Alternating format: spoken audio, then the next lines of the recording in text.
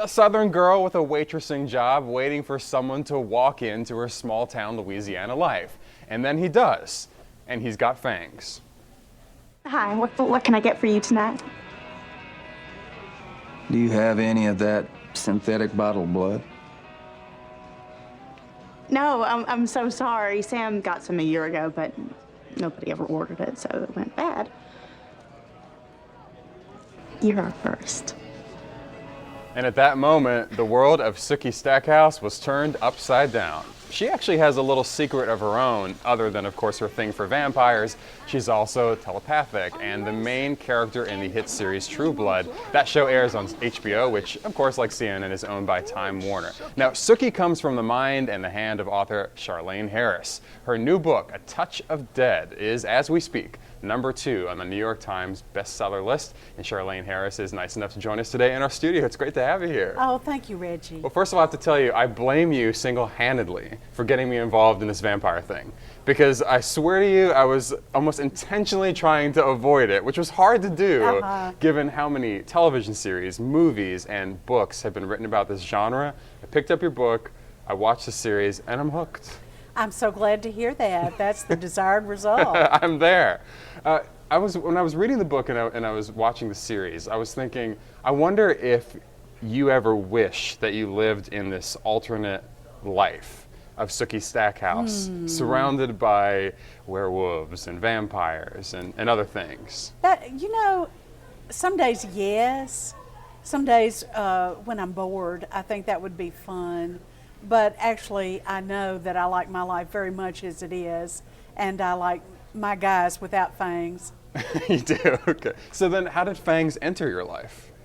It was a career decision. I had been writing conventional mysteries for quite a few years, and I decided that I would like to increase my readership, and I decided to write the book I'd always wanted to write, with a little bit of the supernatural, with a little romance, with a lot of mystery, and just throw in everything, a lot of humor too, and it all worked out. Eventually, not immediately, but eventually. We're taking a look right now at all of the books that you have written thus far, and there are more to come. Now, the book that is out now is more of, it's not really in the series of the Sookie Stackhouse books. It's sort of like a side note. It's a compilation of all the short stories I've written about Sookie and her world.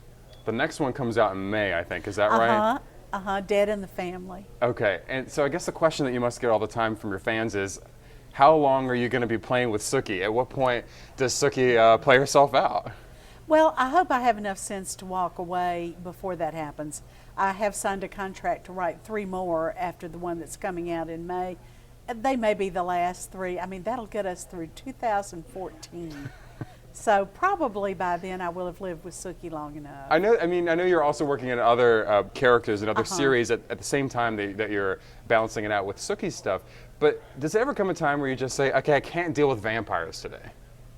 No. Really? Really not, because it's always fun to escape from the mundane world and go into a world where everything is different and anything can happen.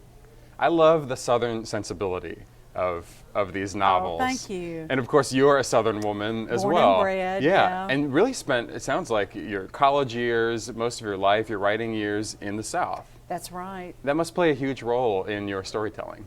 It does. I am certainly a different writer from the writer I would be if I lived in Boston, say, or Indianapolis. Who do you really admire out there? What other writers do you look to?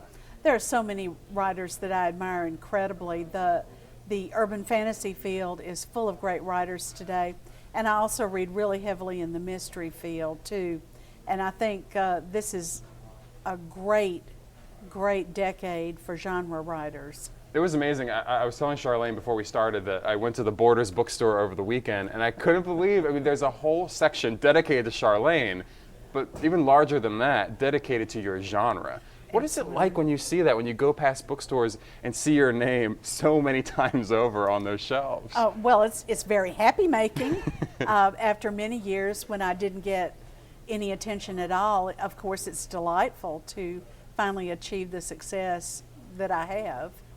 Do you ever wonder, can I do this again with other characters? Will it catch fire in the same way? Yes, of course, I wonder that all the time. That would be almost too good, but of course, once you start setting your bar higher, you know, it gets even harder to get there. As for the TV series, which Alan Ball is producing, Yeah. and people know him from writing American Beauty, which is amazing, and also my favorite TV series of all time, 6 Feet Under. Were you a fan of 6 Feet Under? Is that how you got into Alan Ball and why you chose him?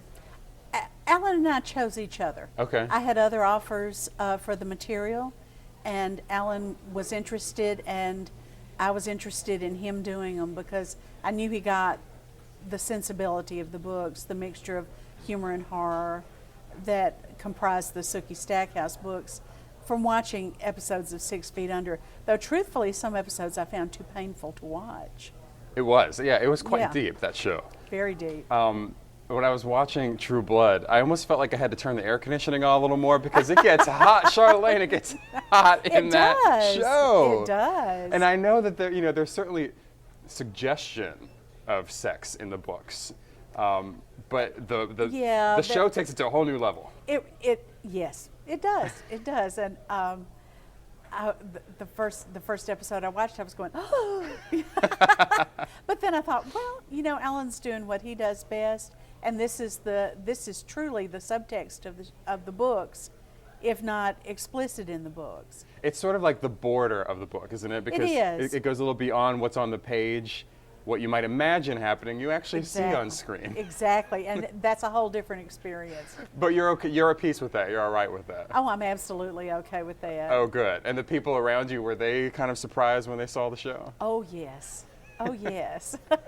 But really, I think if you like the books, the chances are very good, like 90% good, that you'll enjoy the show. Yeah. Just in a different way.